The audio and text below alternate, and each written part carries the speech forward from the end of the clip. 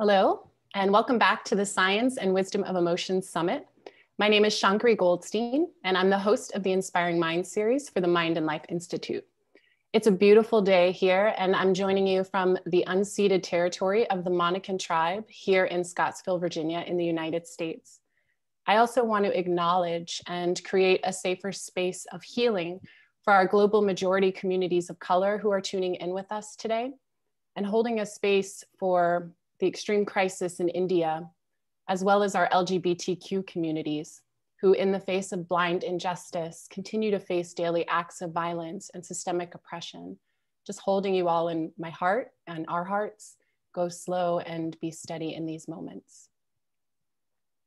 As of this morning, over 97,000 of us from over 140 countries around the world are gathering to explore the science of wisdom and emotions. Our numbers have continued to grow each day, which only shows that there's a deep need for connection and understanding of these practices. If you're joining us now, please take a moment to say hello in the chat or the comments section and let us know where or whose unceded territory you're tuning in from. It's so wonderful to get a feeling for everyone that's present today as we begin this practice. And we're going to be turning off the chat during John and I's conversation till the very end to just say goodbye to each other. So before we get started, I want to mention that after John speaks and leads us in a guided meditation, we're going to be taking Q&A with a live audience with John and video, live Q&A and audio and video from those of you joining us live on Zoom. We really want to hear from as many of you as possible, and John's really excited to hear your questions. So please don't be shy. And I'll be giving more instructions about how the Q&A works when we get to that section. I also just want to mention that we will have captions and translations available for this session within 24 hours when we post the recording, and we thank you for your patience. It's a pleasure to get to show up and hold space, not just as a host for this event, but as a dedicated seeker for the last 10 years. And I have the pleasure of holding my second virtual dialogue with John Kabat-Zinn. And I am so excited to have this chance to peel back this veil of mindfulness and fulfillment with John even deeper. It's really just such an honor. So I'm going to do a brief introduction of John. John is a professor of medicine emeritus at the University of Massachusetts Medical School, where he founded the Center for Mindfulness in Medicine, Healthcare, and Society, and is a world-renowned mindfulness-based stress reduction NBSR clinic and the clinic.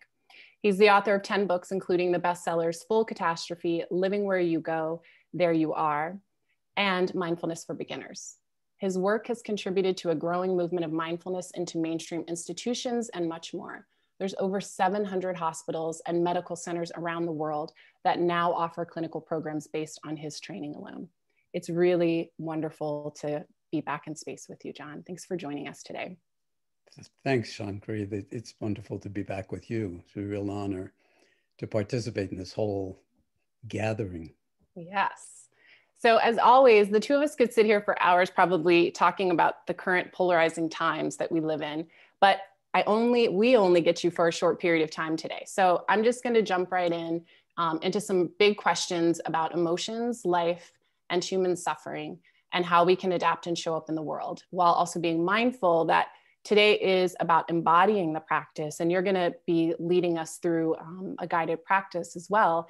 And I just want to invite that spaciousness as we go through this conversation for us to ground down into these takeaways too, and take moments of pause.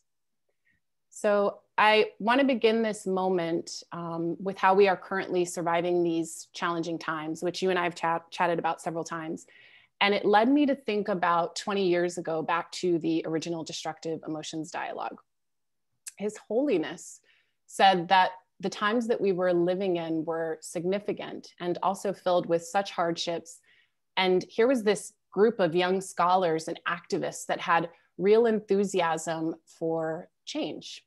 And His Holiness was emphasizing to everyone that by gathering and discussing these topics, perhaps there could finally be a realization that our mental state and being able to change our mental state could be a true pathway to creating a better world. So in these times, there were just a handful of you really doing this deep work of understanding the spiritual practices through a scientific lens. And now we currently have 97,000 people tuning in with us for this event. It feels like the work that our organizations have done have really made an imprint on our global society. And yet, I'm sure there are people that are new to these concepts and teachings joining us as well today. So just to help you land in this moment, all of us land in this moment, what are some personal reflections or even perhaps the significance of this moment, seeing how this work has evolved and developed over the last 20 years?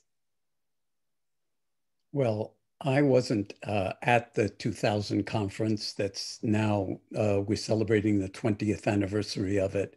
And the subject was destructive emotions. I was not able to attend. I attended a conference 10 years earlier in Dharamsala with His Holiness called Healing Emotions. A number of the same people participated in that.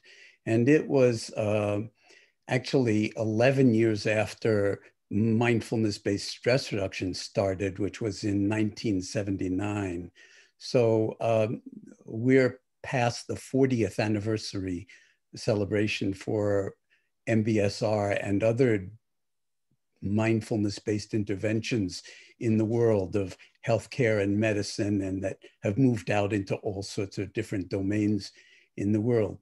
So the confluence of these deep wisdom traditions that come out of the meditative work of, millennia, and of Western science and culture is really a unique moment on the planet.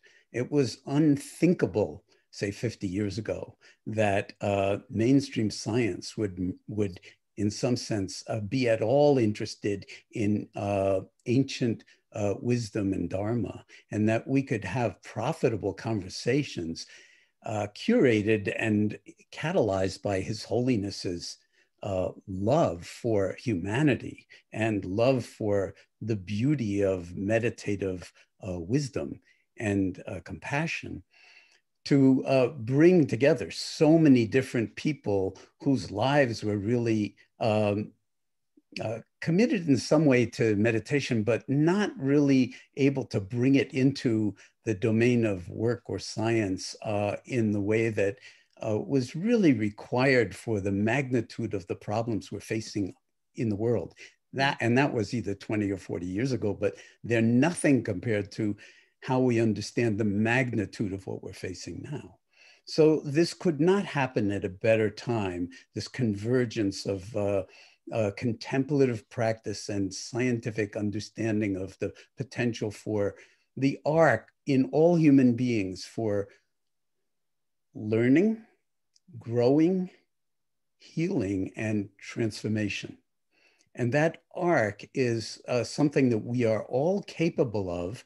And it's not so much a filling up of our heads with more details about either the brain or neuroplasticity or dharma, but it's about the deep investigation of the nature of our own being and the nature of our own minds.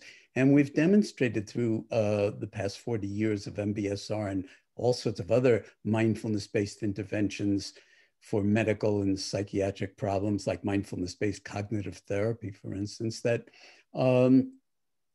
people throughout the world can really, really benefit from something that on its face looks a lot like nothing and turns out, as I like to say, to be just about everything. So there's beautiful paradoxes here that actually energize and propel our capacity as human beings to heal a lot of the deep wounds and trauma that we're facing, as well as the problems that we generate in terms of, global warming and just injustice on so many different levels, whether it be racial injustice or whether it be economic injustice or for that matter, sort of planetary injustice.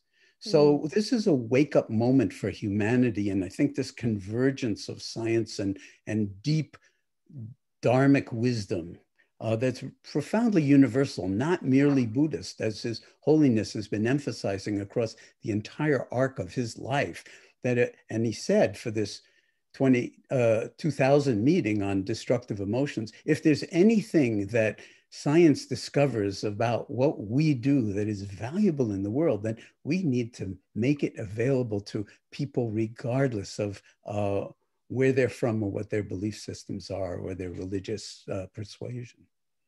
Yeah, you mentioned about going into the deeper recesses of the mind. I think that's how you worded it. I'm sorry if I misunderstood, but there's such an urgency for these teachings. And what His Holiness was talking about and sharing 20 years ago about was this need to like overcome poverty, ignorance, lack of education, and that perhaps the old methods were not meant for these new problems that we're facing currently today, or even then, because new problems were arising each day. And he really challenged those in the room to look at how we can evolve and adapt and face these problems by developing new trainings and et cetera, which you've done. And I agree. And there's also so much history and systemic issues across the globe that need addressing. And I guess for me as a practitioner being in space with you, it's hard for me sometimes as a woman of color and a fervent activist for the environment, the food sovereignty movement, regenerative agriculture movement, and just the protection and amplification of people of color, to hear people sometimes in our spiritual community focus so much on the traditional Western individualism of the spiritual mindfulness practice, even though we know that there's research that proves mindfulness leads to reduction in bias and discrimination. For me, it feels like there's this lack of moving into the deep shadow work of the self. And you spoke about that, like really needing to get into the deep parts of the practice.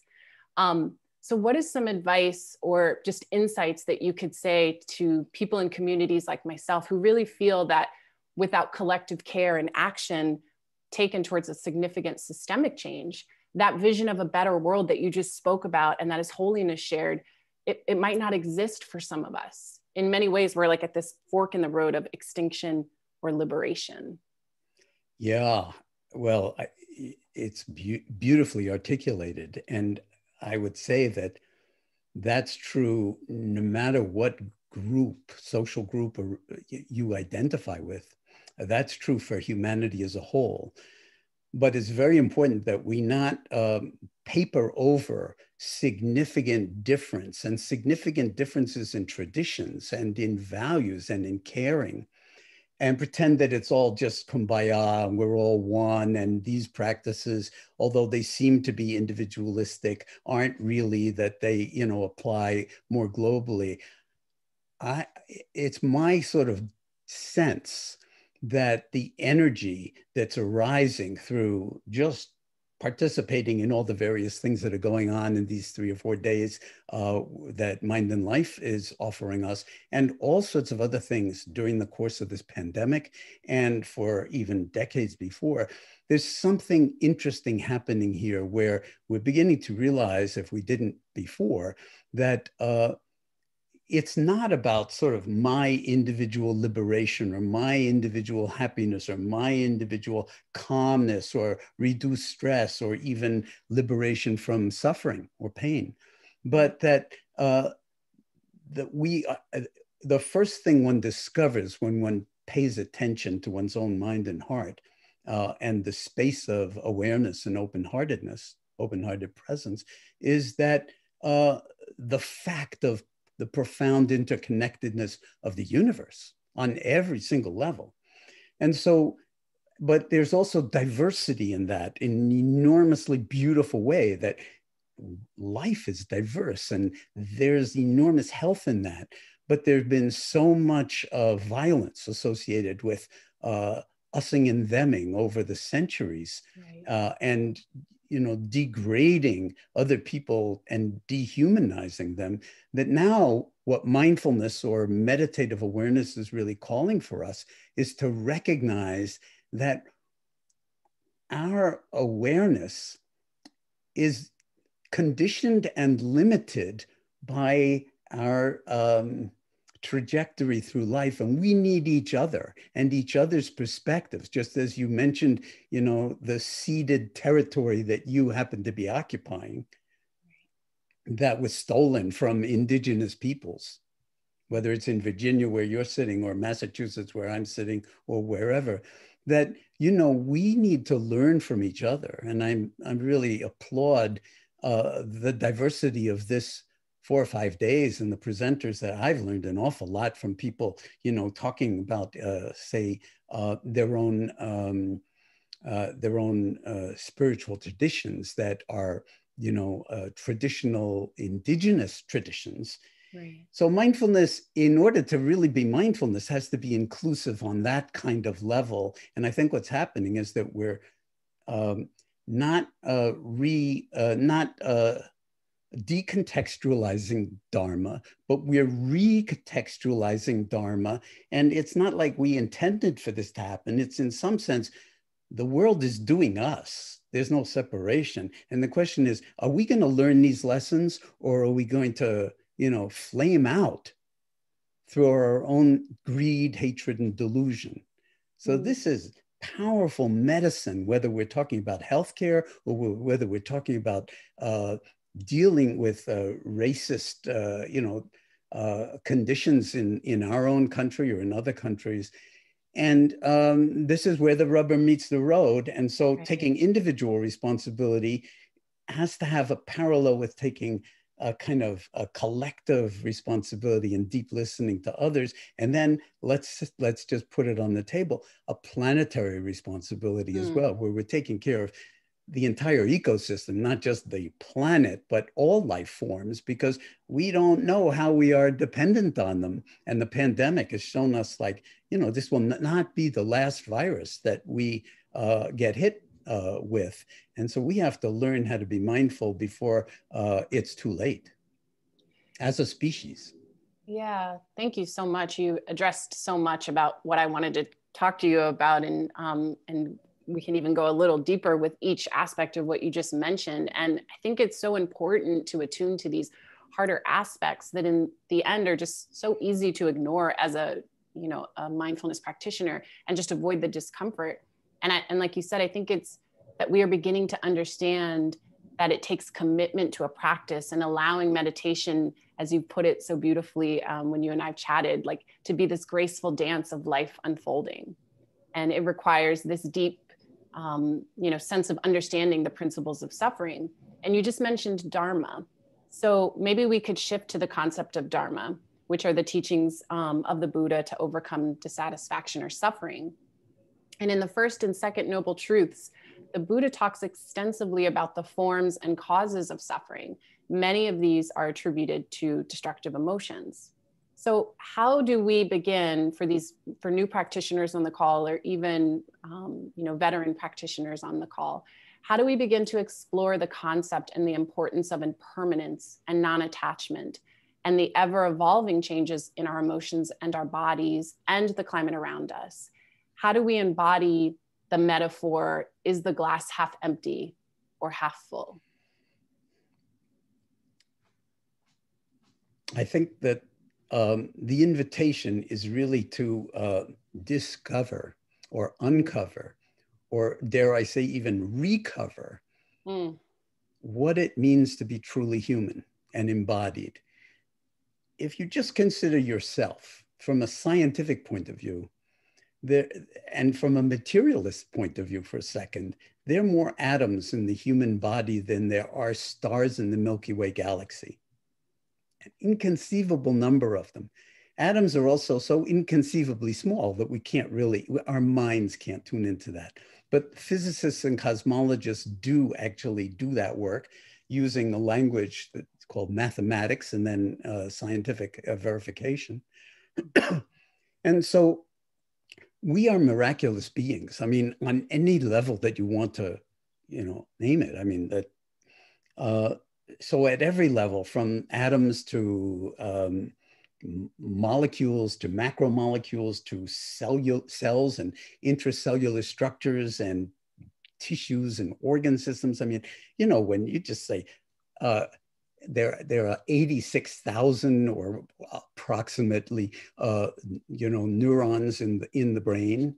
I'm sorry, 86 billion neurons in the brain, and trillions of neuronal synaptic connections.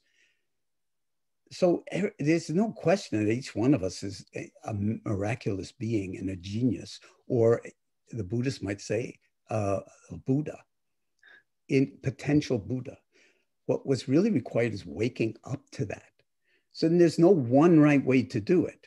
There are an infinite number of ways to actually realize what it means to be human. And that's in some sense the invitation to recognize and then realize, instantiate what we most love. So I like to actually frame meditation practice, formal or informal. When you're taking your seat in some formal way, it's like a laboratory, but it takes a lot of work to do that. And it's really a discipline, and it pays off, just like exercise is a discipline. You can't think about having a nice run and having your body or mind benefit from it. But when you, make that commitment to yourself, then it's transformative. And it's the same with formal meditation practice. But I would say we need to look at it as like so commonsensical that it's actually a radical act of sanity and a radical act of love to take one's seat or just drop into the present moment. That doesn't mean I'm isolating myself in a cocoon and I don't care about others. It's like, what is the present moment? Nothing but interconnectedness. And when I look out there and I see, first of all, I look into my own mind, I see a lot of violence. I see a lot of fear. I see a lot of contraction. I see a lot of aversion, liking some people, not liking other people, seeing how I could put my other people into boxes very quickly because of my own conditioning. But you see, the element of being human that knows that sees it, that apprehends it, which is called awareness. We all have it already. We don't have to get it. It's not like I'm meditating to get awareness. You're meditating because you are awareness, but we are so self-distracted most of the time that we actually don't realize that we're awake, which is what the word Buddha means. So the potential is always here for us to wake up and then realize what's actually going on. And then, because there's an ethical foundation to this, because if you're acting unethically, sooner or later, you're going to create turmoil in your own mind, which will create suffering and for others. So when we ground ourselves in this kind of love affair, then life itself is the meditation practice, not sitting on your ass and cushion or doing other kinds of formal practices or yoga. They're all different doors into the same room. And the room is this love affair with life and with the willingness to find one's own way or one's own community's way to contribute maximal well-being and benefit, and minimizing our potential both by commission and omission to create harm. And boy, do we create harm by both commission and omission. And so this is kind of, again, a kind of love affair with our potential for being all we can be, which is a kind of ironically a poster, from the military, a recruitment poster for the United States Army is be all you can be, or maybe it's the Marines, I don't remember. But the point is, like, why not? And in fact, at this moment on Spaceship Earth, given the pandemic and given global warming, we need all hands on deck on Buckminster Fuller's Spaceship Earth. And we got to remember, is like the people on the other side of the planet, they're on the same spaceship, and we don't have a planet B, so to speak. So this is a moment where mindfulness, wisdom, emotional clarity, compassion, and a certain kind of profound regard for the humanity and beauty of others is not a luxury or some kind of, sort of second order path to satisfaction. It's the curriculum of this moment of humanity is actually going to find a way to be on this planet that our children's children's children are not going to, curse us for. Because we did not take a stand in this moment to heal the greed, the hatred, and the ignorance, and the historical trauma that we have generated, and then tried to rationalize and say, well, it's going to take another 400 years, or it's going to take another. We don't have, 400 years. We may not have 40 years if we don't wake up as a world. And that's why mindfulness is absolutely central to this. And just so people who are new to it realize it, when I use the word mindfulness, I mean it as synonymous with pure awareness. And it's not something any of us have to get or cultivate. We're born with this capacity. It's a miraculous capacity. What we're engaged in when we slow down, when we drop in on ourselves, when we open to the actuality of things, is we're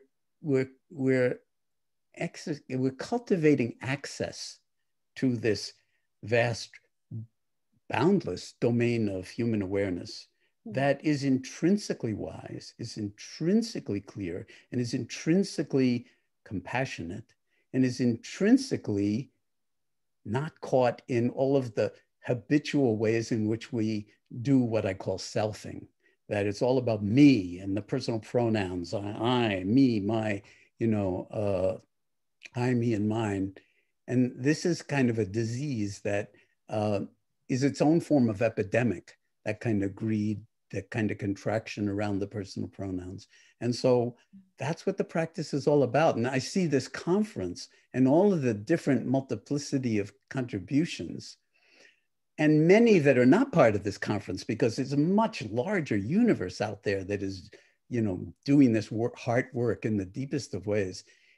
It's its own contagious flowering, so to speak. It's a positive meme that is a wake-up call, inviting us to recognize the beauty in each other and be all we can be while we still have the chance, which means waking up and loving what is, as Byron Katie says. Yeah, thank you. And I think so many people are waking up, and I'm holding that, just by seeing. No question about it. 97,000 people with us today. It's like incredible. And the last thing I want to ask you is, with that, knowing that, there's also so much psychological and emotional stress that we're all feeling, most of us are feeling, and it manifests itself in so many different ways. And you've really invited us today and throughout your talks, throughout the global pandemic, to move beyond cognition into deeper states of the heart and attend to our social and emotional well-being. And I think people are certainly beginning to come out of these deep states of hibernation and isolation, but there are so many people still feeling stuck there. So what can you offer viewers in the way of a launch pad for a daily mindfulness practice? And while just going back just a little bit to the self, do you think it's important to practice more self-care, compassion, or karuna for oneself when they're integrating these daily practices into your life? Because I know you and I talked about the straitjacket, feel like being hard on oneself when they start these meditation practices. Well, I wish we had many, many more hours to delve into this, because it really is infinitely rich. But the short answer before we move into guided meditation practice is absolutely, of course, that this is where the rubber meets the road. When we actually let go, there's a lot of paradox in this work. And let go of trying to improve ourselves. Meditation has nothing to do with improving yourself.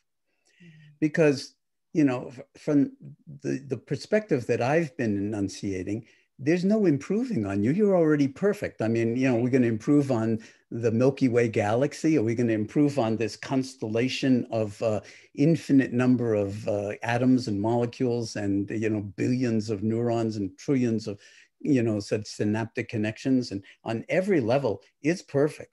So when I get depressed or I get anxious, it's like, who is that? You know, why are you not appreciating? Now, that doesn't mean there's not, you know, every reason to get depressed or, you know, about the indignities and the injustice in this world.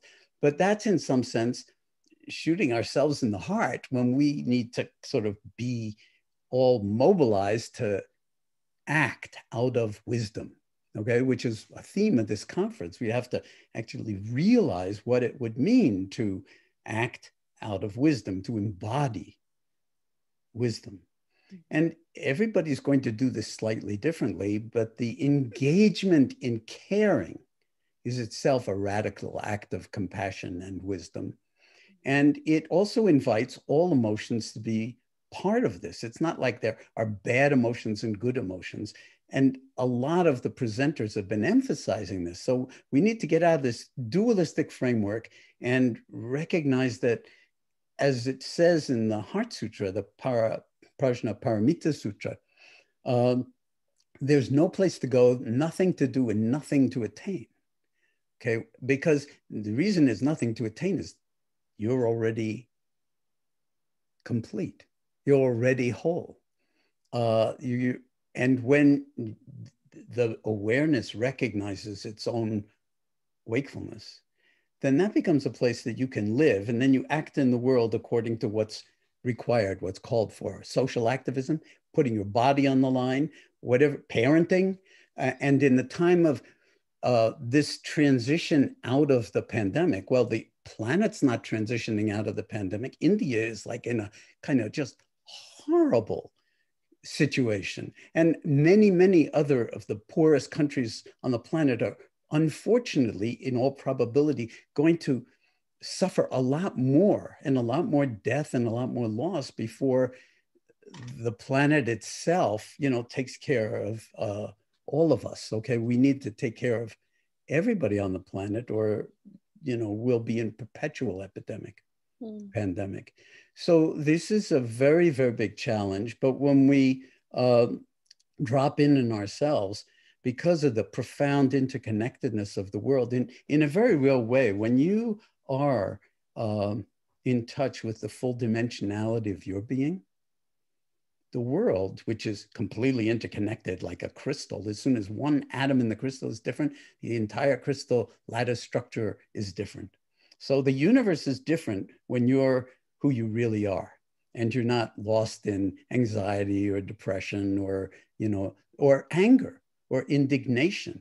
We can mobilize all those forces for the good, but we have to be aware that we might be inadvertently creating harm. So we need each other. This is a point that I really think is really important. We need to listen to each other, and especially the people that we don't like, or that we don't like the way they talk or the way they look or the way they think. Because if we just stay in our own little kumbaya groups, then we kind of, in some sense, are part of the problem rather than part of the solution. So, you know, I think it might make sense at this point to just invite people to take a moment and just resonate in the space of what's been voiced in our conversation here, Shankari. And also bring into the present moment your motivation for tuning into this particular feature of the conference, because there's so many different things. I mean, nobody can, you know, sort of really do them all. So what is your motivation for tuning in now to this one? And letting that just kind of marinate in you for a while. What are you really looking for, listening for, hoping for? And can you recognize that that longing, that yearning, that curiosity, that interest is a powerful force in your own life and in the world, potentially? And what the meditation practice that we'll be going through is basically inviting you to not try to get anywhere else, not think that there's any way in which you need to improve on yourself, as I said, but to simply drop into being for this moment, because we happen to be in front of screens, and so we can't be, all together being activists in the world, if, or even in labs or whatever. Right now, we're just here in our individual spaces, but in our hearts, the technology is allowing us, no matter how many thousands of people are on this call, to be part of some larger unfolding that is a profound manifestation of our caring, of our love, of our compassion. And so let me invite you to establish yourself, if you're sitting, in a posture that embodies wakefulness and dignity. And you don't have to be sitting. You could be lying down. The older I get, the more I become a fan of lying down meditations. And of course, there's the big occupational hazard of falling asleep when you're lying down, especially in the corpse pose, lying on your back. But that's a hurdle that is easily overcome. And then, since we spend so much time lying down, falling asleep, or at least trying to fall asleep, what about trying to fall awake? So whether you're sitting or standing or lying down or standing on your head or whatever, can we actually experience the body as a whole? And I'll say sitting here or whatever is going on for you. And just see if you can feel the body as a whole. Sitting, whether it's on a cushion on the floor, whether it's on a chair, as I am at the moment.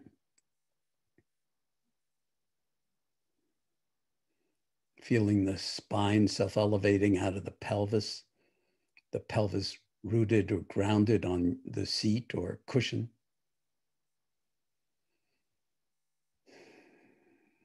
The entirety of the upper torso anchored to the spine, the neck and the head, shoulders and chest and arms and hands. And just opening to inhabiting this moment. Full awareness of the body sitting here. And it will be hard not to notice that the body's doing this remarkable thing day and night, whether you forget about it or not, that we call breathing. And it's actually, receptors in our airways that are the primary target of the coronavirus. So this thing that's not alive, that's a virus, has found a way to connect with some macromolecular structure in our airways that actually puts us at risk of dying. So if at the moment you can breathe naturally, this is something to celebrate. Not take for granted. It won't be forever. So can you actually put the welcome mat out for the entire universe of breath sensations in the body?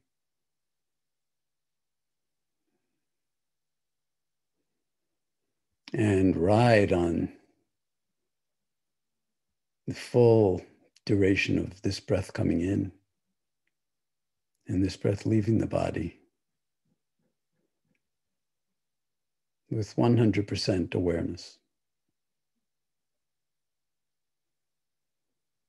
As if your life depended on it, which of course it does in more ways than you think and in more ways than any of us can possibly think.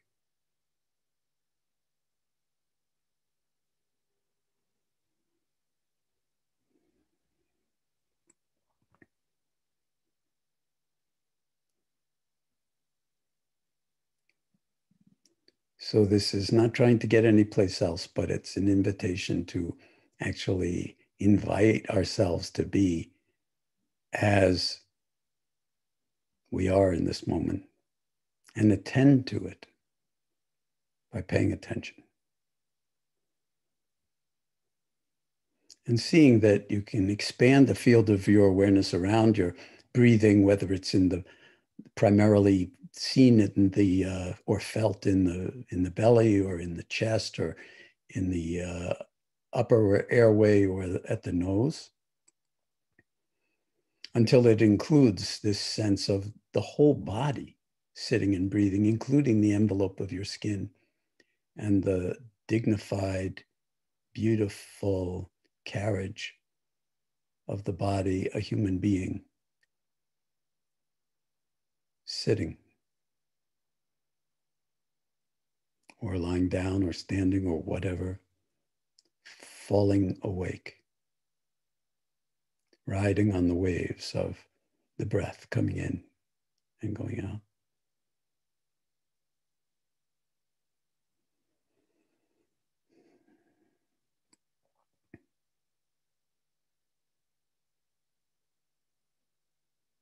And befriending the potential for stillness here, for not having to fill up the mind with anything, but to just keep our primary focus on the body breathing.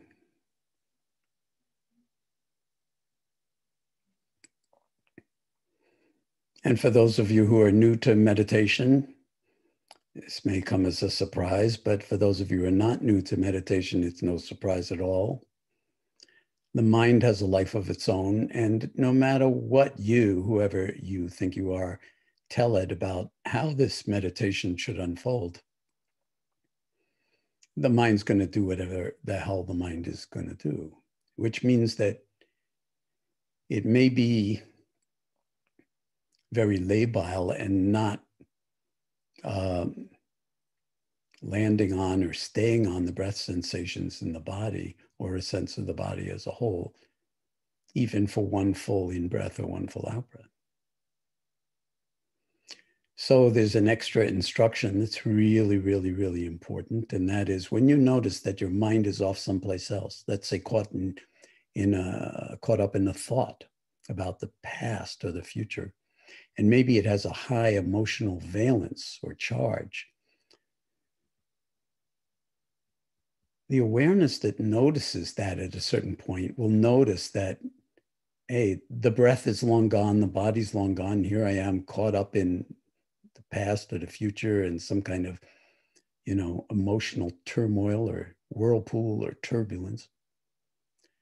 So you can actually notice, whoa, your own awareness caught this. And you can look and see, is my awareness actually caught in it, or did it just catch it, register it? And when it registers it, you can invite your attention to come back to the body sitting here breathing, the body as a whole. It's not a bad idea to note what's on your mind whenever it wanders.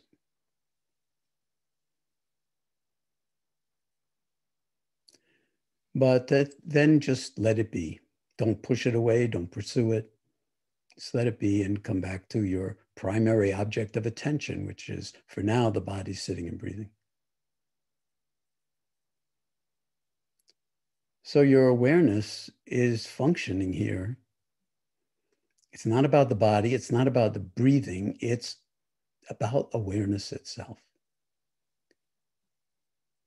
Can we learn to actually inhabit the space of our own awareness in this moment, in virtually any moment, and see that in some sense, we're not our thoughts, we're not our emotions, we're not our sensations, we're not our pain. They all are part of this universe of being human, and they all require some degree of attending and some degree of deep listening to, learning from, coming to terms with, which is my working definition of healing, especially when we're going through really scary, really stressful, really painful periods in our lives, which most of us are now by virtue of what's going on in the world in terms of COVID. And we can just put out the welcome mat for all of that and realize that the awareness is big enough to hold it all. In fact, it's boundless. Now, I would challenge you to experiment over the next few days, weeks, months, years, decades with seeing if you can find the center of your own awareness or the circumference or the periphery of your own awareness. Not even sure that, it's appropriate for us to use the word own at all. Or, our own awareness. It's just awareness. We don't create it, but we can inhabit it. It's kind of a space that is inhabitable and that we can be aware of, that we can be aware of everything that goes on in the space, including thoughts and emotions, however reactive, however toxic. And the awareness is not actually stressed by it, tainted by it. It's already a whole new domain that could become our default mode, so to speak, where we default to awareness when we are under stress or in pain, and then see and learn from that engagement that you're not your thoughts. They can be incredibly important.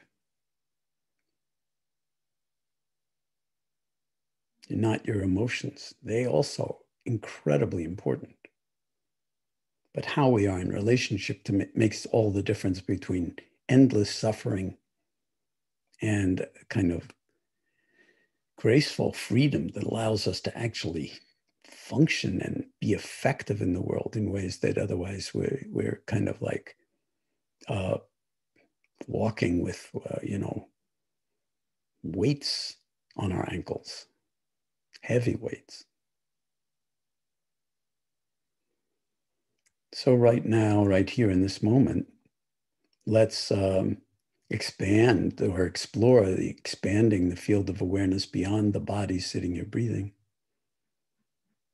and just opening it up to whatever arises in this boundless field of awareness. Sometimes this is called open presence, sometimes it's called choiceless awareness, but whatever you call it, just resting here in awareness itself and being the knowing and the not knowing that your awareness already is. And if there's no place to go, nothing to do, and nothing to attain,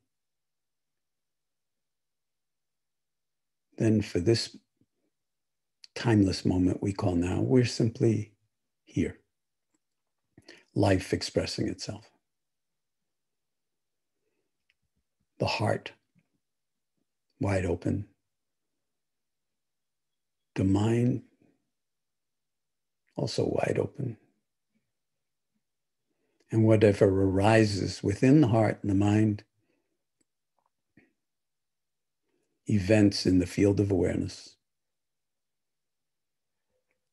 that we can discern with wisdom, with equanimity, with compassion, including for those personal pronouns that contract in us and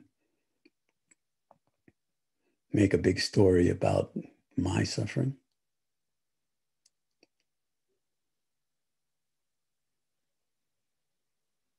And in this moment, be be free. Not after 20 years of hard practice.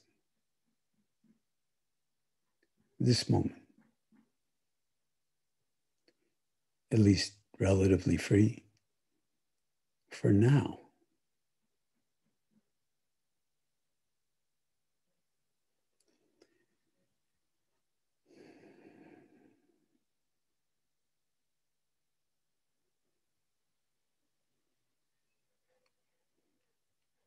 If you ever feel kind of like lost or at a loss in this vast spaciousness of your own awareness, you can always come back to the body and to the breath, and that can serve as a kind of anchor or home base. But then the awareness is always boundless, whether you're featuring breath sensations in the body or the body as a whole, or thoughts in the mind or sounds in the air. The awareness is always here. So we can forget as many times as we want. And as soon as we remember, here we are again. Whole, W-H-O-L-E. Fully who we are, carrying whatever it is that we're carrying, which is the root meaning, carry. To carry, by the way, is the root meaning of the word to suffer. We're carrying a lot.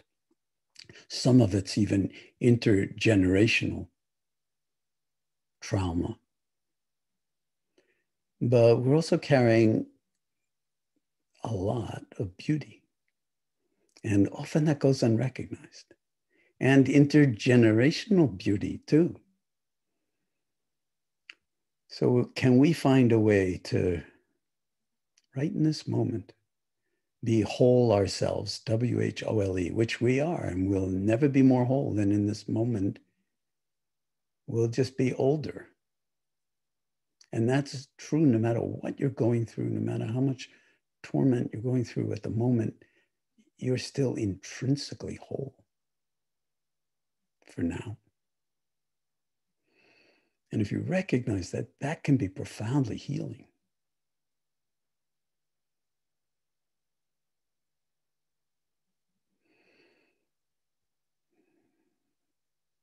And can we also recognize that we're part of larger and larger circles or spheres or universes of wholeness, profound interconnectedness, profound interdependency, including family, including generations of family going back, ancestors, including land, including mountains, including rivers, including oceans, including the sky, including the heart. All right here in this moment, in this timeless moment. And so we could say that awareness is synonymous with silence. And although I'm using a lot of words, I invite you to actually find the silence inside and underneath this stream of words. And drop in. That's an invitation that's 24/7. The real meditation practice is life itself. It's not sitting. Sitting practice, any formal meditation practice, any formal mindful yoga practice, or whatever your practices are, they are profoundly important and to be cultivated and developed with discipline and intentionality. But as long as they're sequestered into something special, you're basically devaluing them, because it's all special. Every moment is special. So the real meditation, how willing are we to show up in this moment, in every moment in our lives,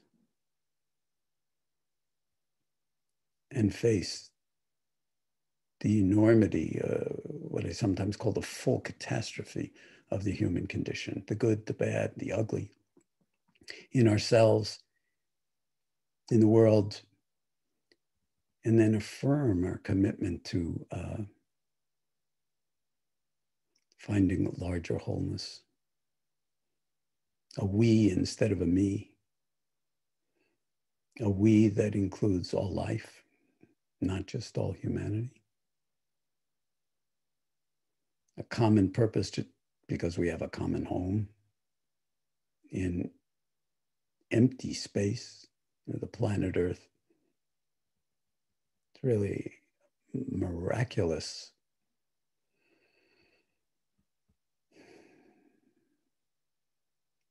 environment for us to cultivate wisdom.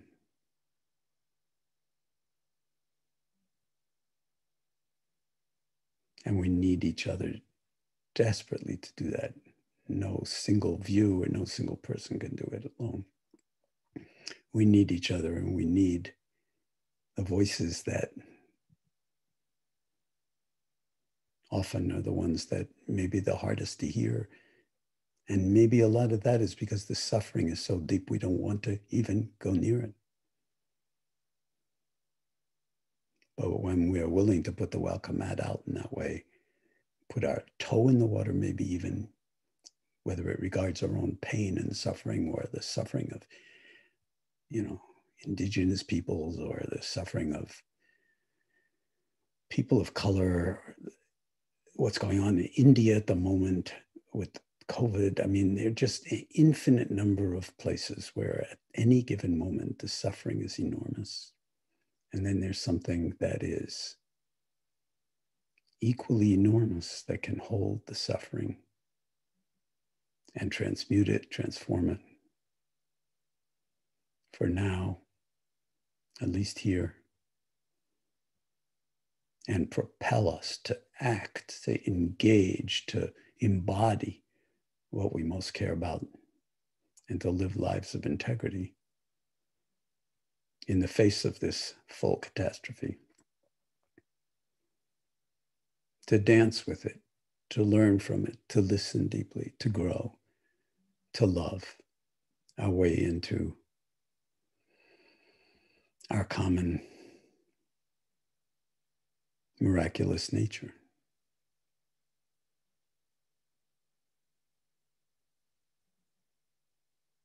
And to address the suffering by omission and commission that we ourselves are creating and so easily can ignore.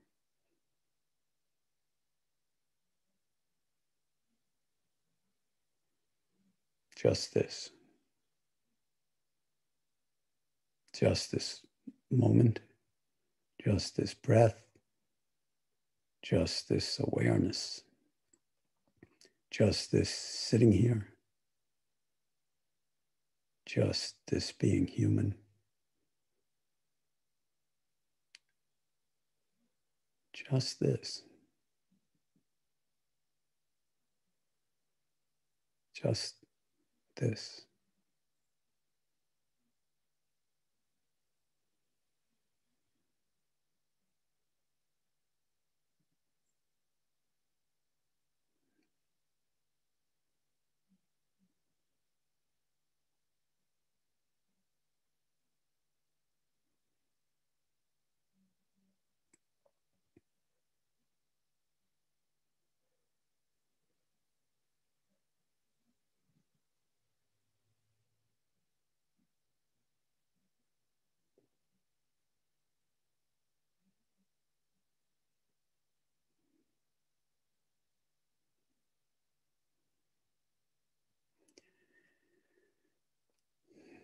And I'll just leave you with a poem, one of my favorite poems by Derek Walcott. It was from the island of St. Lucia in the Caribbean, Afro-Caribbean Nobel laureate poet. Many of you may know this poem, but Drink it in, not just through the ears, but through every pore in your body, your heart. The time will come when, with elation, you will greet yourself arriving at your own door, in your own mirror, and each will smile at the other's welcome and say, sit here, eat. You will love again the stranger who was yourself. Give wine, give bread, give back your heart to yourself, to the stranger who has loved you all your life, who you have ignored for another who knows you by heart. Take down the love letters from the bookshelf, the photographs, the desperate notes. Peel your own image from the mirror. Sit. Feast on your life.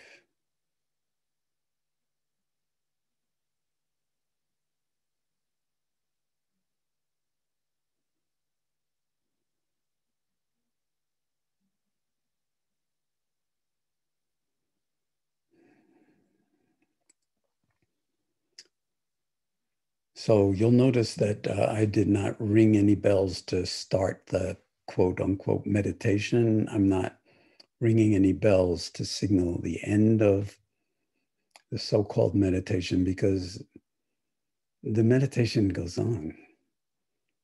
It's none other than life itself when we're willing to actually open to it, show up for it, be present in it, and not get caught up in the turmoil of our own most contracted thought streams or emotional reactivity, but to recognize that the very turmoil are occasions for us to actually practice and to recognize and to realize that that is not our true nature, and that the awareness function that recognizes that is not only inhabitable, but completely embodied in any moment that you're willing to wake up. And then from here, when the doing that we engage in, activism, acting in the world, making something of value in the world, helping people, when that doing comes out of being, it's an entirely different doing. And it's exactly, I believe, what is called for at this moment in time for us to, as a species, wake up to the name we gave ourselves, Homo sapiens sapiens, the species that is aware and is aware that we are aware. I think we have a little bit more living into it to do, but we don't have necessarily infinite time, but we do have infinite love if we're willing to recognize it. And that, we're not talking about it, but a lot of other people have been in this conference, has infinite effects on the body, which are actually very interesting, as well as on neuronal connectivity, functional connectivity, all sorts of interesting things that this practice, which looks so much like nothing, turns out to be, from the Shakespearean point of view, not much ado about nothing, but the exact opposite, much ado about virtually everything. So I would love to actually engage in some dialogue with whoever, out of these 1.8 thousand participants that are on this, and then probably close to as many on the other platforms. Can we engage in a little bit of inquiry and dialogue? And remember, this is as much a part of the meditation. It's not all about silence. It's about engagement, wakefulness, embodied presence. So the deep listening to the questions and where they're coming from and whatever responses emerge. Very important. But let me say, because there won't be that much time for so many questions, if you have questions, look at where the question is actually coming from in yourself by just opening up and dropping in. And I think you'll find that very often, close to where the question bubbled up from, like a bubble on the pot of a bubble on the bottom of a pot of boiling water that slowly rises to the surface, right next to that bubble coming up with the question, probably a whole fauna of answers that you know the answers to your own questions, because otherwise, in a very real way, how would you be able to formulate those questions? And if you don't know, the not knowing is as much a part of the knowing of awareness as the knowing element of awareness.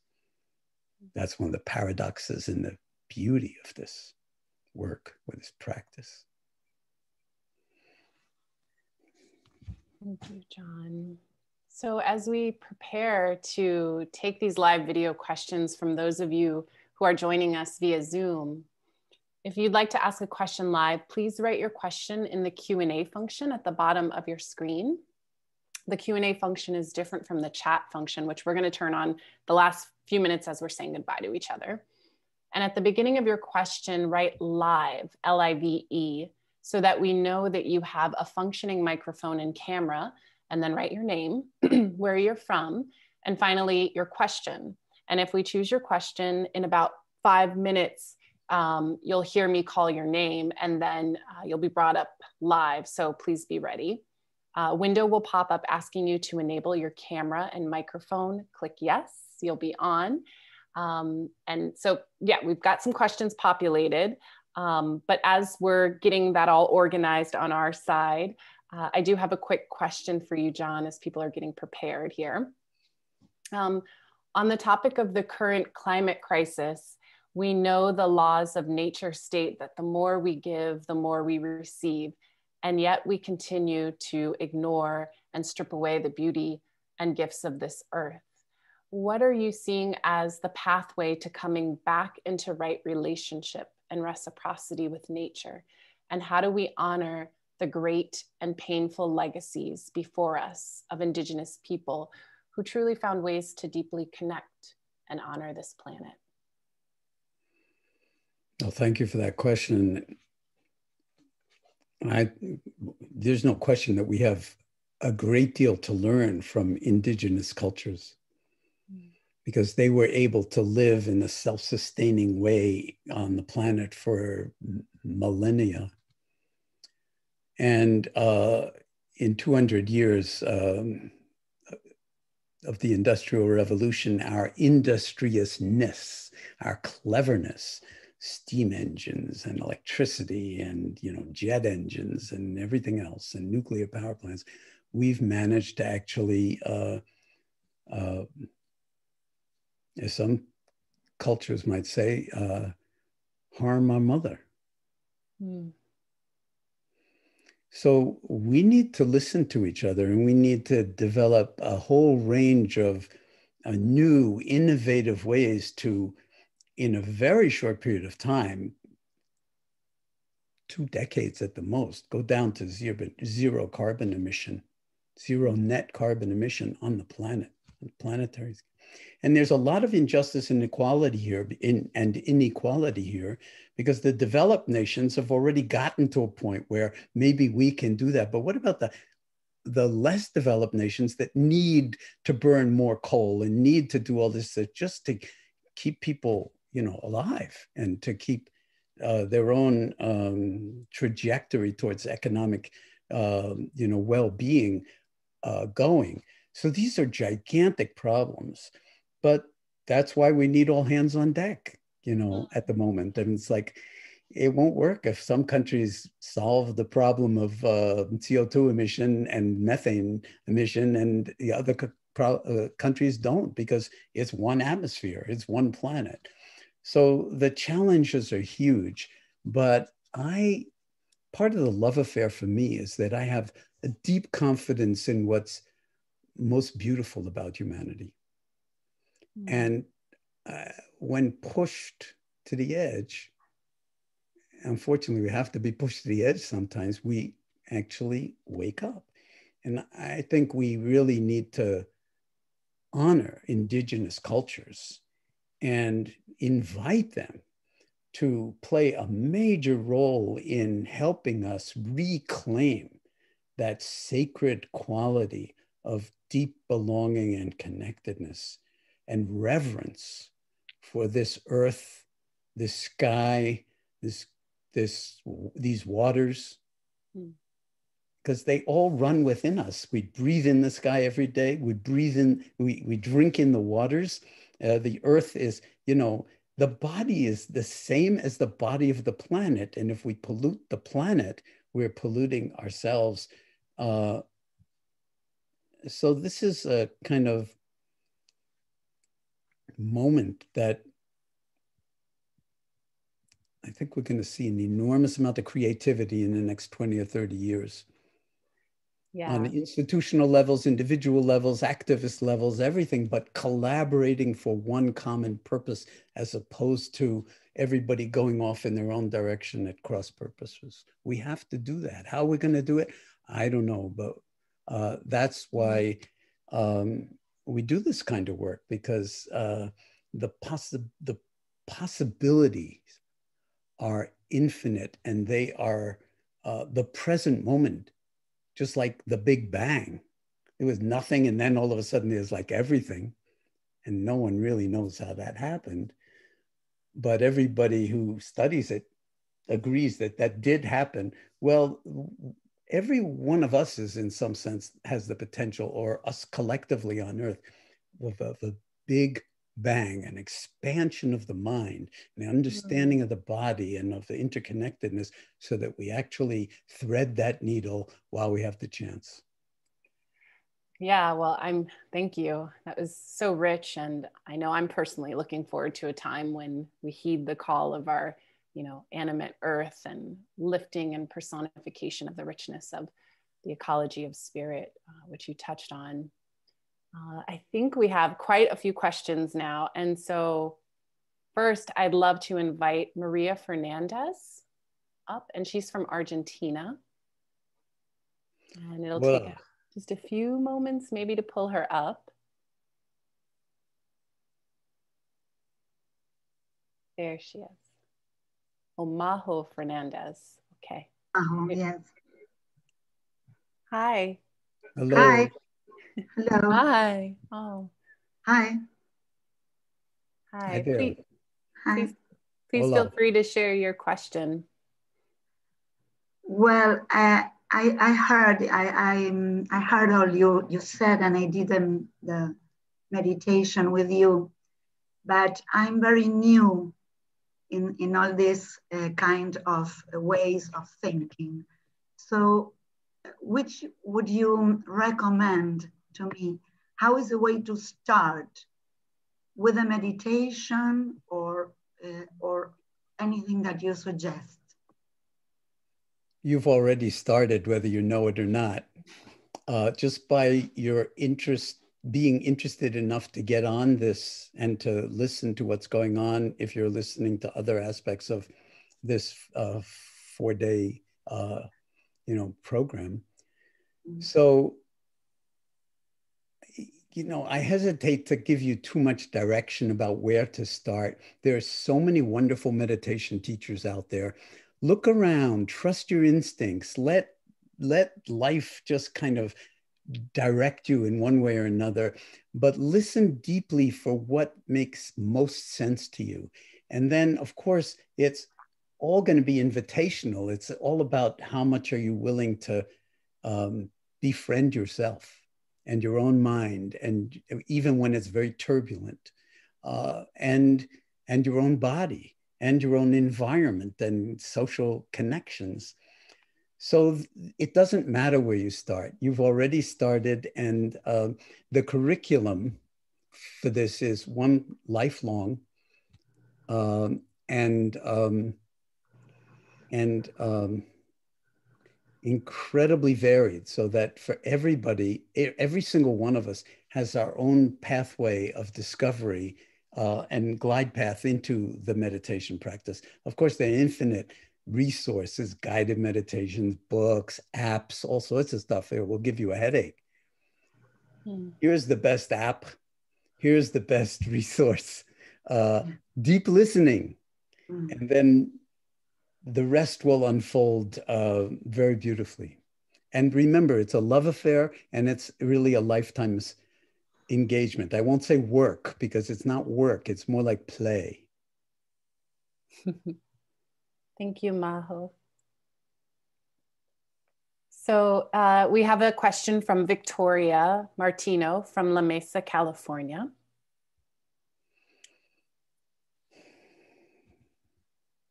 And again, it just takes a few moments to zoom them in.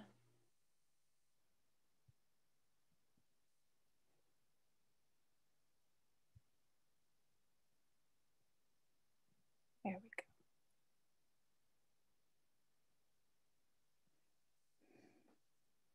Hi, Victoria. Hi, thank you for calling on me.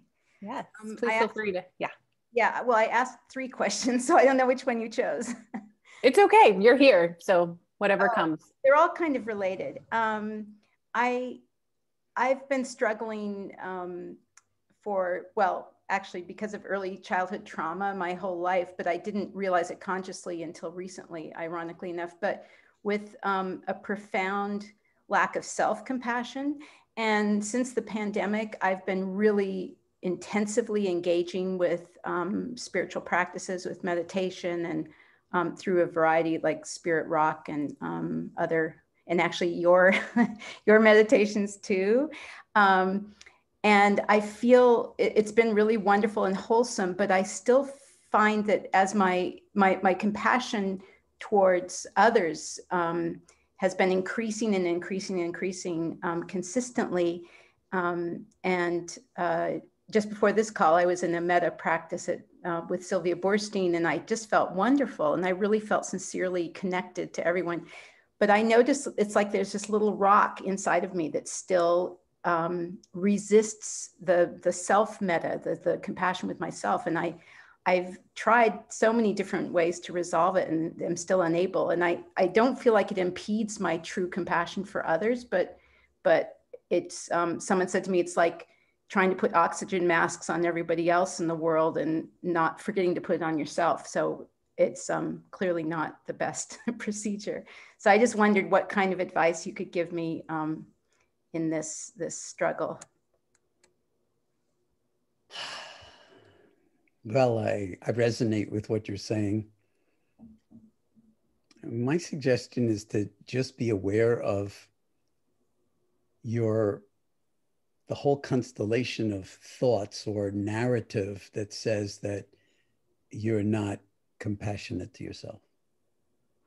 Be aware of it. Don't try to make yourself more self-compassionate.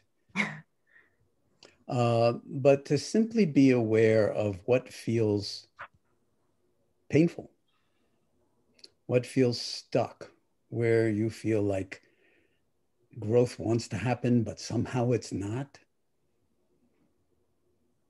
And just let it be. Don't make it bad. Don't make it a problem. Just attend to it with tenderness. One of the big problems with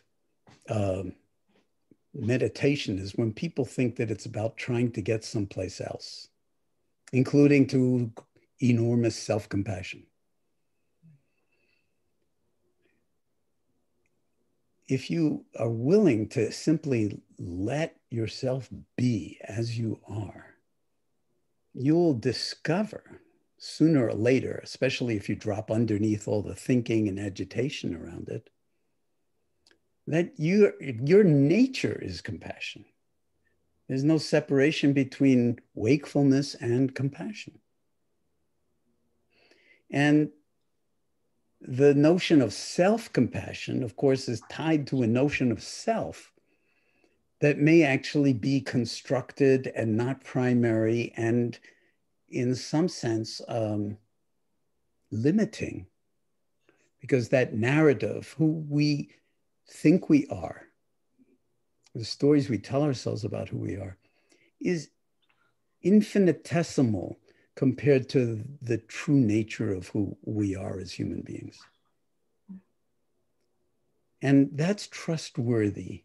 Not, don't take my word for it, but if you play with actually allowing it to be okay to be mindful of how hard it is to be self-compassionate, let's just put it in that way, for, you know, but you can be totally, just be mindful of that and don't worry about it. Your awareness, in some sense, will give you all the data you need for this big adventure of seeing what happens, because you think that you're not compassionate enough towards yourself. Mm-hmm. It has nothing to do with thinking. Awareness is a whole independent human intelligence that is at least as powerful as thinking. And we, in school, all we're taught is how to think, but we're not taught how to hold our thoughts in awareness. But by virtue of the fact that we can hold thoughts and emotions in awareness, de facto, it's proof that awareness is bigger than thinking. No matter how big a thought you have, the Big Bang, the universe, multiverse, you can hold it in awareness as a thought. And, you know, thoughts are very interesting because they're only kind of like events in the field of awareness, like weather patterns and emotions too. So there's storms in the sky-like, space-like field of awareness, which is, as I was saying, boundless. So it's not a big worry if you don't make it into one. Thank you, Victoria. Thank you. We're going to bring up David Goldstein from Orlando, Florida. And while he's coming up, yeah, I appreciate that answer so much, John. It reminds me of a recent conversation that you just had with Anderson Cooper on Wisdom 2.0. And you spoke of one aspect of mindfulness that states to replace negative thoughts with positive thoughts. And I think Anderson was even making the connection of people telling you to relax or calm down when you feel angry. And I love how you shared that it was like kind of this antiquated way of the expression of the modern mindfulness practice. And it was so profound for me as a yoga teacher to hear, because there's so much of our wisdom that is entrenched in the 8 limbs of yogic philosophy, one being pratyahara, which is withdrawal of the senses and replacing negative impressions with positive ones. And I just love that you spoke more of deepening those connections and sensations as a way to gain awareness itself. Yeah. So let me just say in regard to that, you know, because I love yoga. I mean, I've been practicing yoga basically my entire adult life. Yeah. But whether it's yoga or different streams of meditation, it's very, very important to recognize or understand that at its heart, mindfulness is a non-dual practice. And there are instrumental ways to actually cultivate mindfulness that look like you're trying to get better at something, just the way, whatever you practice, you get better at it. There's another way, which is equally important, which is the non-instrumental. And these are both equally valid in every single moment. So the non-instrumental is, as I said, in the Heart Sutra, there's no place to go, nothing to do, and nothing to attain. The irony of it is when you hold that non-instrumental awareness sing, all attainment becomes possible. Whereas before, if you're stuck trying to get somewhere, this is kind of the kiss of death for any kind of real illumination in meditative domains, because you're always stuck not being where you want to be. And then there's this separation, and the part of you that's trying to get there is actually the smallest part of you and the most contracted in a way. Thank you. Thanks for joining us, David. You have a question from Florida. Question is, could you talk some more about the concept of intergenerational trauma? Are you saying that the trauma of parents can be genetically passed to the next generation or generations?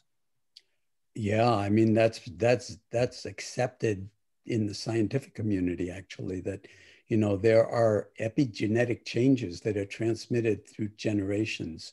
That is, changes to the actual DNA and the chromosomal structure So, but I was referring to some, not that in particular, but to just the sense that, you know, the grief of trauma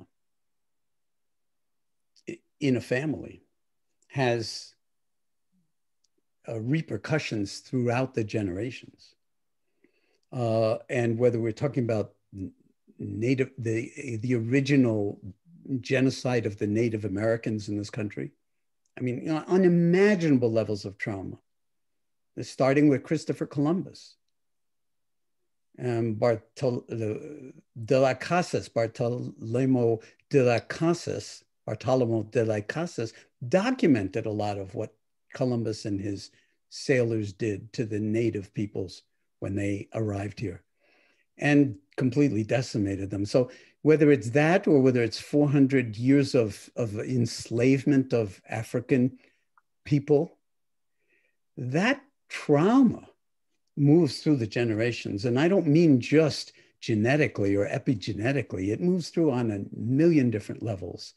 And we're coming to understand that in a way that's beyond merely feeling the trauma, but actually realizing this is a very, very important phenomenon to address.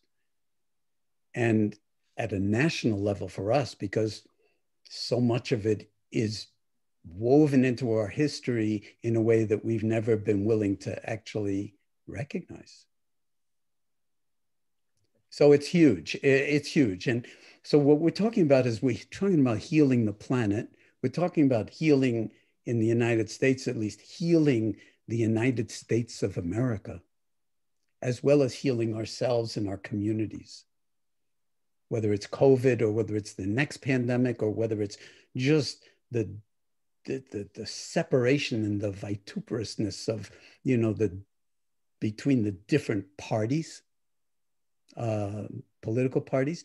This is all a prescription for deep toxicity and ongoing toxicity, and everybody is affected by that, but primarily people of color, indigenous people, people who, or say, you know, the families of people who were killed in the Nazi concentration camps.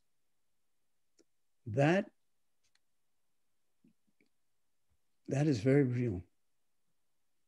And you know, suffering is the sort of core first noble truth that the Buddha articulated, was that there is suffering. It's not life is suffering, but that there is suffering. And that there's, he articulated in a kind of medical way that the fourfold, you know, the diagnosis, suffering.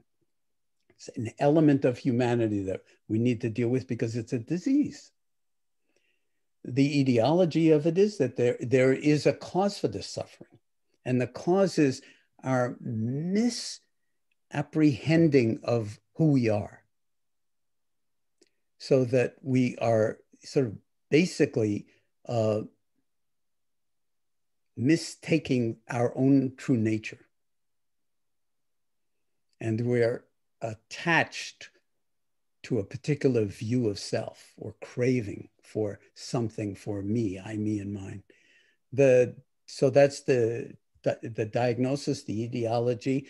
The prognosis is, hey, it's a good prognosis, according to the Buddha, that there is a way out of this suffering.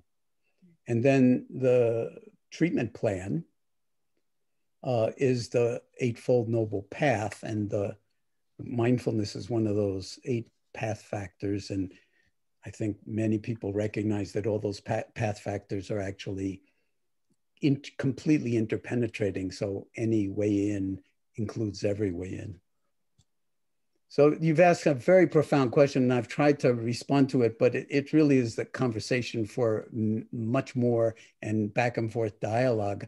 Is there anything you want to say in response to my response to you from where the question originated in the first place? Was it just mere curiosity? Well, my parents were both Holocaust survivors. Well, there you go. So when I hear the term intergenerational trauma, I think, you know, I'm thinking, is it something genetic? And so that's where that question came from. it could be epigenetic, but it's certainly more than that. I mean, just the, the grief that they went through, the unimaginable horrors of that kind of thing, of what human beings do to other human beings.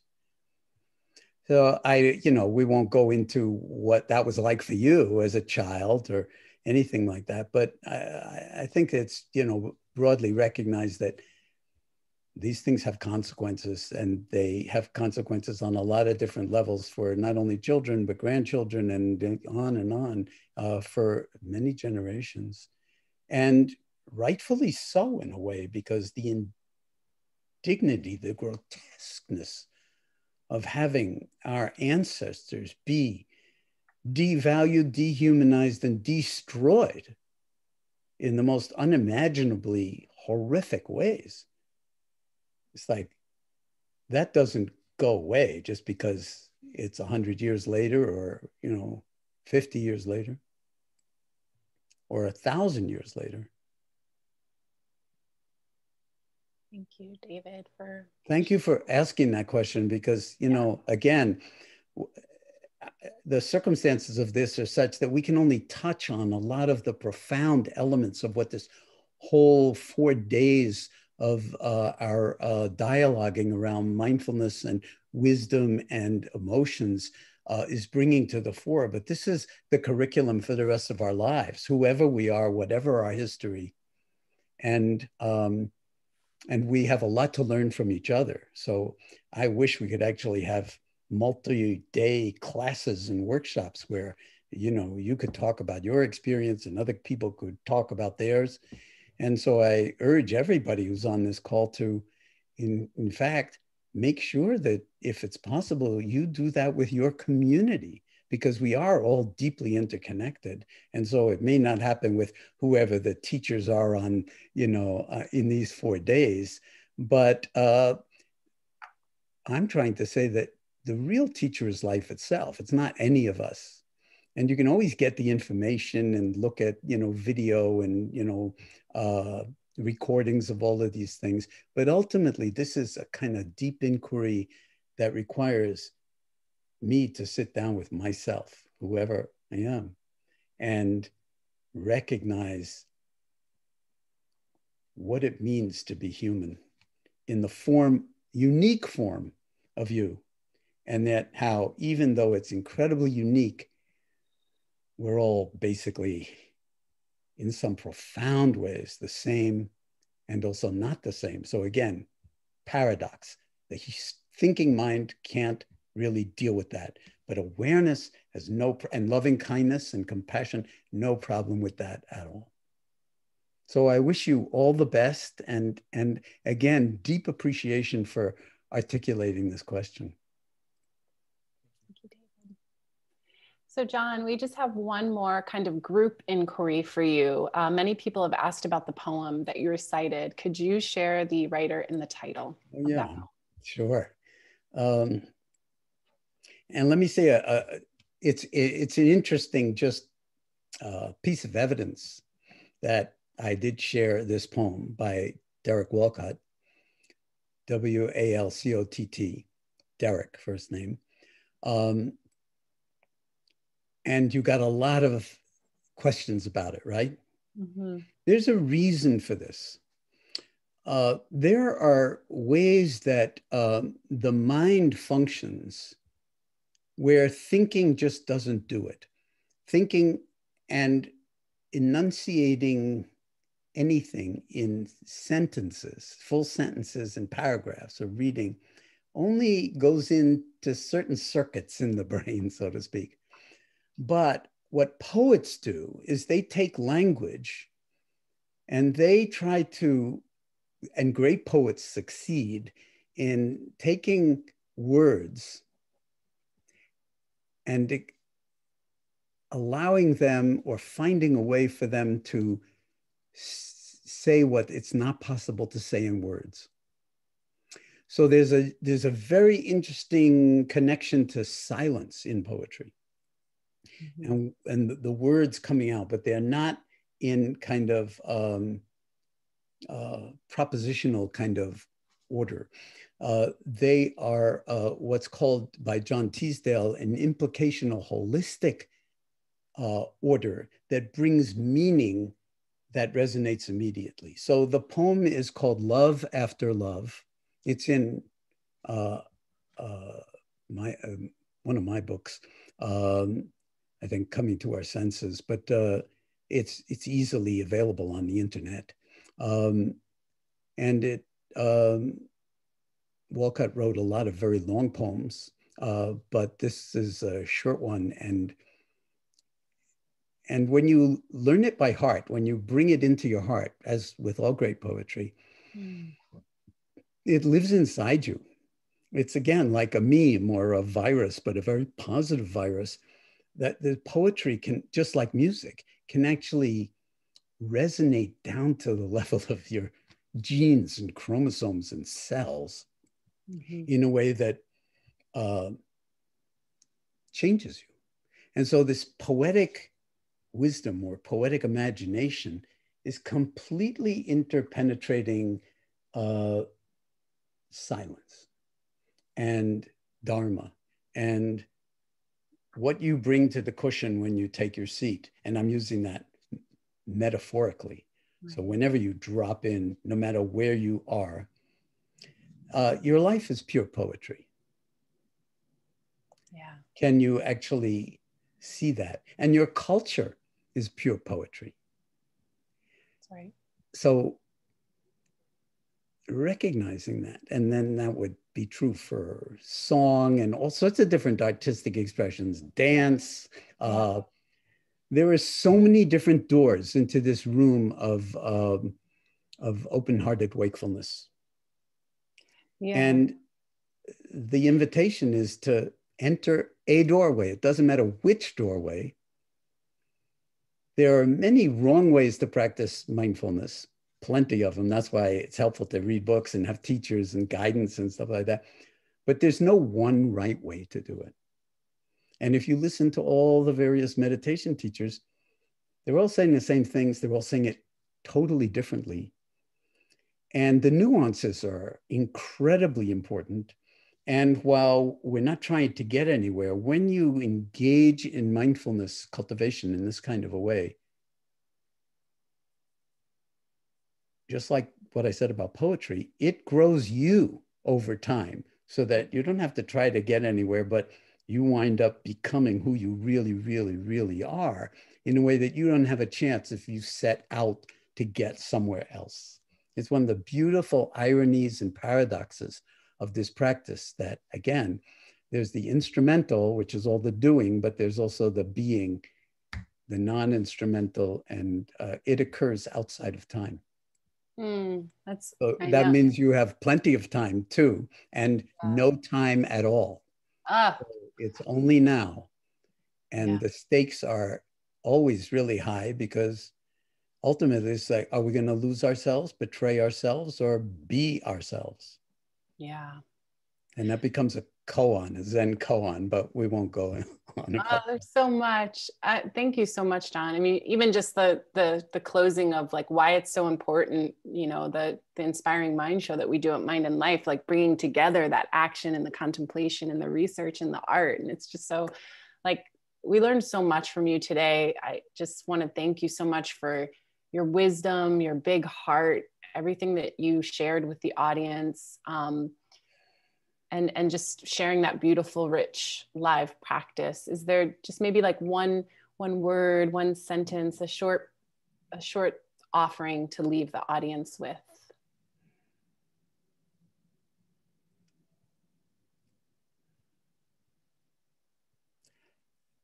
My short offering would be, this is it. Mm-hmm. Don't let a chance like this go by. That's a quote actually from Kabir, another great, you know, wisdom poet of India. Don't let a chance like this go by. This moment is all we have. Let's listen very, very deeply to what it's calling out from us. And then trust that you're good enough, that you're worthy enough, that there's nothing wrong with you, that you're already okay, that you're already whole. No matter what your narratives about how, what's happened in the past or what your, deficits might be, all of that kind of depressive rumination and anxiety and everything else, that's not who you are. So let life be your meditation teacher.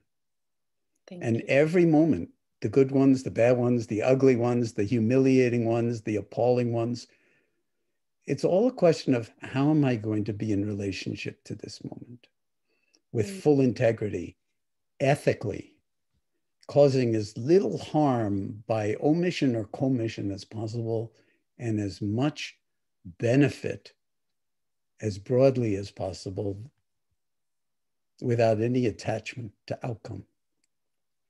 Yeah. And it's for life. It's a love affair, and it's for life. And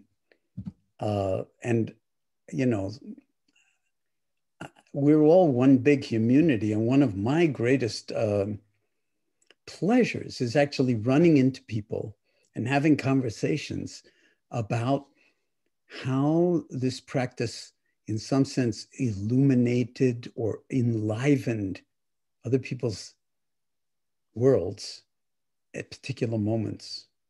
Yeah. And they're so unimaginably powerful. It's never coming from the Dharma teacher. It's coming from the Dharma. Such deep insights. And just thank you again. And you're all going to have so many more opportunities to experience what John just invited in to day 4 of the Science and Wisdom of Emotions I'm Summit. looking forward to it. Thank you. I'm going to be leading a live welcome to day 4 in a few hours at 7 p.m. Eastern, and talking about the possibility of using our mind for our own liberation, as well as sharing the schedule for today's events. And then all day 4 sessions are going to become available on the summit homepage right after I share. We have an amazing lineup for you, including the summit keynote with His Holiness the Dalai Lama, who will be in dialogue with Richie Davidson, Dan Goleman. It's a rich conversation that explores a wide range of topics, including His Holiness's latest ideas about new directions for scientific inquiry into emotions and how we can meet social injustice with compassion, the importance of ethics as the basis of living a happy life, and our common responsibility to build a peaceful and happy future as a global community. So big takeaways to be had on day 4. Thank you again, and a deep appreciation to John, to the Mind and Life Institute, and to the Awake Network. And we look forward to seeing you all very soon. Thank you. Bye. Bye.